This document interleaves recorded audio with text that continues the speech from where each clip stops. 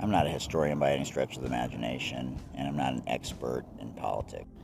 So what has Joe Biden done that doesn't really get recognized by maybe even his own party or the right?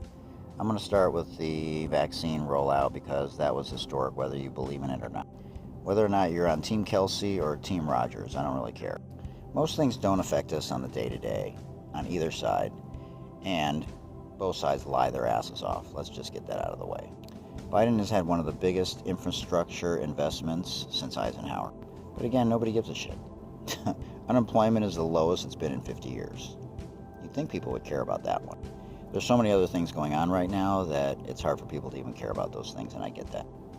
Maybe he's just not a great communicator. I would acknowledge that a lot of countries have gone younger, and no matter what side you're on, we here in the United States should absolutely go younger. It's annoying already on both sides. I'm sick of it. They've done a lot with climate control. There's no doubt that there's issues like immigration and what's going on overseas. And as much as I'd like us to go younger, I don't care about age. Like, does anyone say anything about a 45-year-old quarterback if he can still get the job done?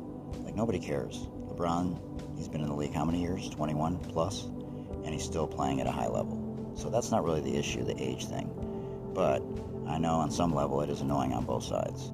I don't like the divisiveness on the right, but I don't like how the left always puts fear in people's minds, and that perpetuates itself also.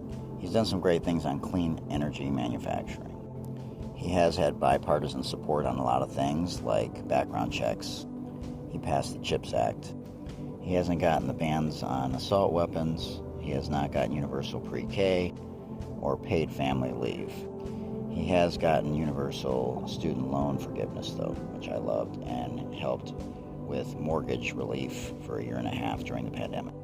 He's pardoned thousands of people with marijuana possessions that have no business being in jail for nonviolent offenses that are disproportionate to the black and brown community. And the Inflation Reduction Act allows Medicare to negotiate prices, which is huge. I would like to thank President number 45 for trying to rescind Obamacare, but he actually bolstered it. Way to go, number 45. Thank you so much. And although number 45 tried to prevent marijuana legalization in most states, they stood quiet, and inevitably it happened. So I guess we got to give him credit for that. He also helped people lose access to pay for working extra hours. Nice job.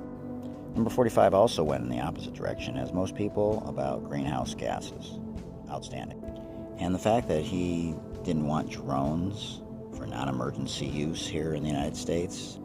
Do you know how many medical supplies could be delivered in such a fast period of time, like they are in parts of Africa? But, once again, clueless. He did do a great job, though, of eliminating a lot of robocalls. Did you notice that? You don't get as many anymore?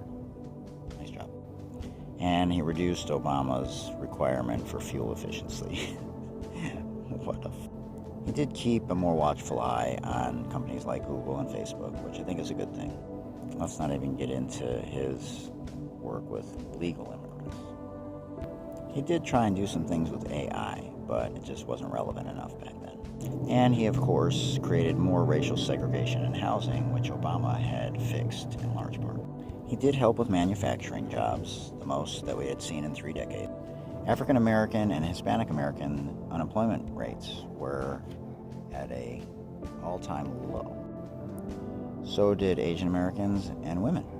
Let's not even get into the Supreme Court, though, and the wall. But we did get the 2028 Olympics in Los Angeles. Well, now that we got that out of the way, either let's just agree to disagree, but let's not name call, bully, gaslight, project. Let's find some middle ground and not move the goalposts. Divisiveness on both sides is toxic. You never operate your family, your business, or sports this way. Because if you did, nothing would get accomplished. I think both sides should get rid of both and start anew. Someone young and handsome looking like me. But in all seriousness, I think we need a do-over, a restart, a reboot, with some new, fresh blood, some different points of view that may resonate with people instead of the same good old white boy network.